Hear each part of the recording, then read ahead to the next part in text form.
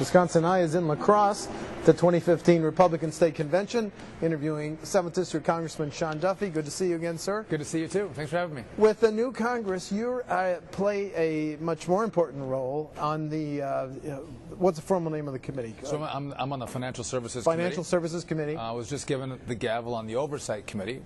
So congratulations. Thank you very much. It's a space we get to oversee the capital markets, banking, insurance, housing, and the Fed with regard to monetary policy and some trade. Well, but let's talk about the Consumer Finance Protection Bureau. Yep. Do I have that right? Yep. The Consumer Created Financial when? Protection Bureau, the CFPB. Protection Bureau. It was created in 2010 under Dodd-Frank. Right.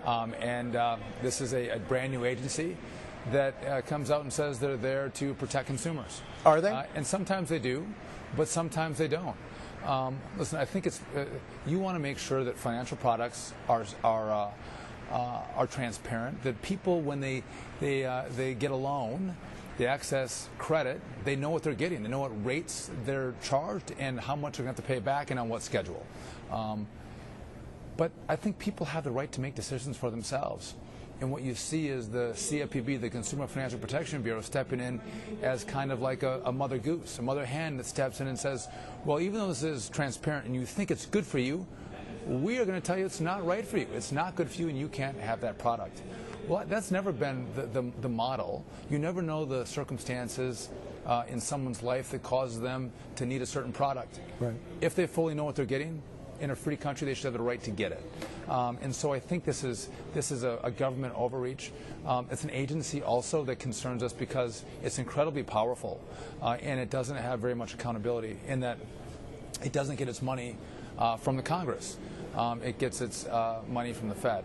And when you get your money from the Fed and not Congress, you're not accountable really to anybody.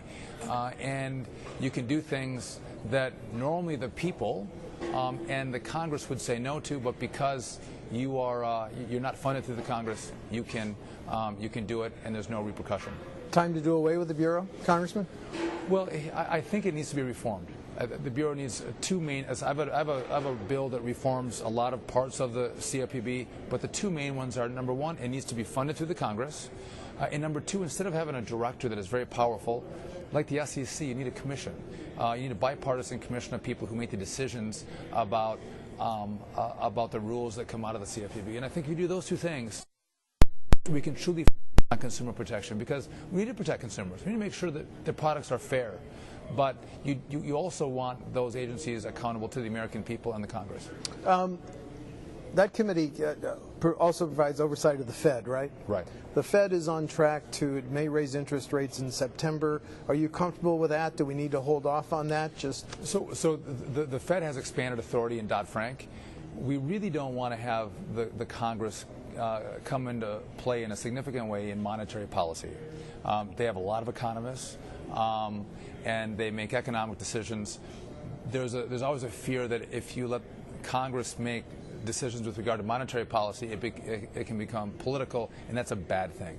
However, they have a whole new power and authority on the regulatory side, and we think there needs to be more transparency with regard to that regulation.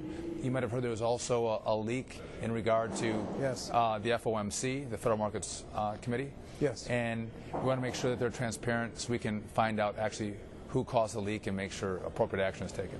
Okay, a recent press release that talked about the Unborn Child Protection Act. Yeah. Can you talk about that, sir? This is a bill that would say that if you're in your late term, after 20 weeks, this is a time that babies can feel pain and they can survive outside the womb, and with a number of caveats in there for certain circumstances.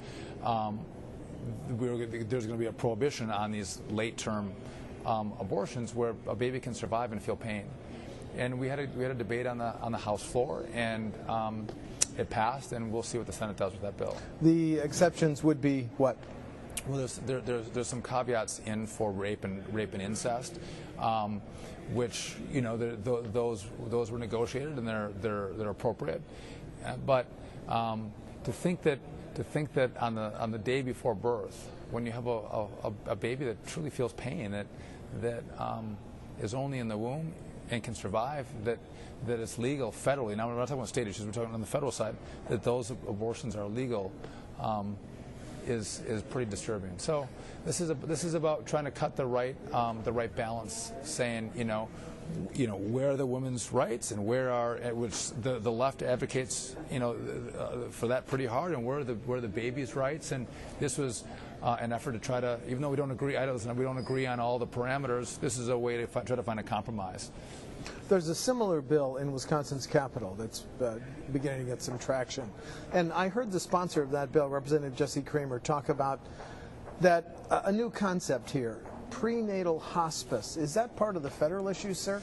Do you have any concept of that? I haven't with Jesse's proposal on prenatal hospice. I haven't looked into that, so I can't make a comparison. The 7th District is pretty unique in size and some of the poverty issues up there. What's your top priority in this session for the 7th District, Congressman? Well, so outside of my committee, which is financial services, it's about economic growth. It's about job creation. And so one of the issues that we have a big logging industry. And we've had real trouble accessing our national forests to harvest wood. And so it's not just those who harvest our loggers, but it's also all the forest products industry that can't access wood off the national forest. And sometimes they're shipping wood in from other states or from Canada. And that drives up the cost and our inability to compete. So I mean that is a really big issue for us.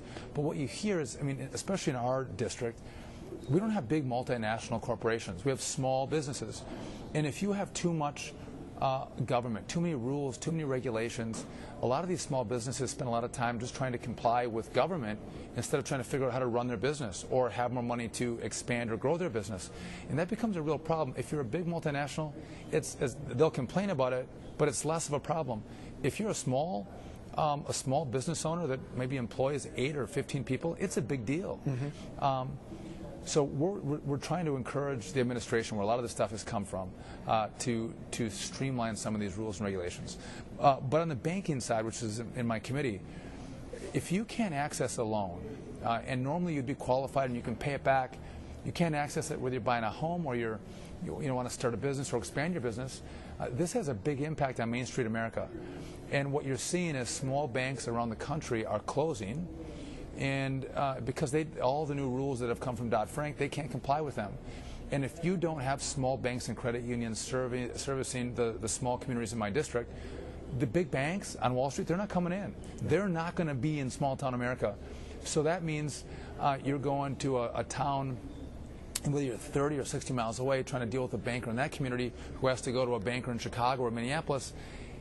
You're not serviced as well, and it has a real impact on our families and our economy and our jobs and our small businesses. And so I'm fighting to make sure our small community banks and credit unions can still thrive and survive in this massive regulatory regime. Follow-up question on logging. Do you want the Forest Service to authorize more logging in districts like the 7th, sir? Absolutely. There's a ASQ number. There's a sustainable cut threshold that we don't even meet. We're about a little over half of what they say is sustainable. And we think the sustainable number is a little bit low.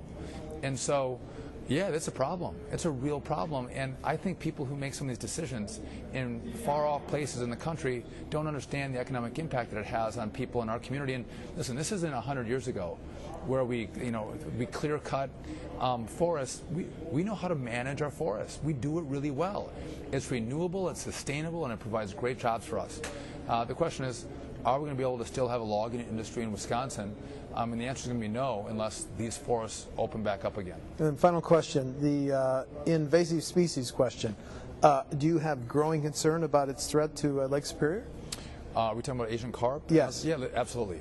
I'm the co-chair of the Great Lakes Task Force. It's a great bipartisan group, Republicans and Democrats that have an interest in the Great Lakes, and we definitely have a concern. And the question becomes, how do you actually prevent invasive species, into the lakes? And there's not a silver bullet answer, but you have a will and a partnership of people to come together to make sure we can protect and preserve the lakes. And if you look at what happens in Congress, if you look at C-SPAN and you watch the fights that go on the House floor, to get a group of bipartisan folks in the House and the Senate working together on and for the lakes, it's pretty cool. And we have a great group fighting hard to make sure that we keep them pristine and preserved.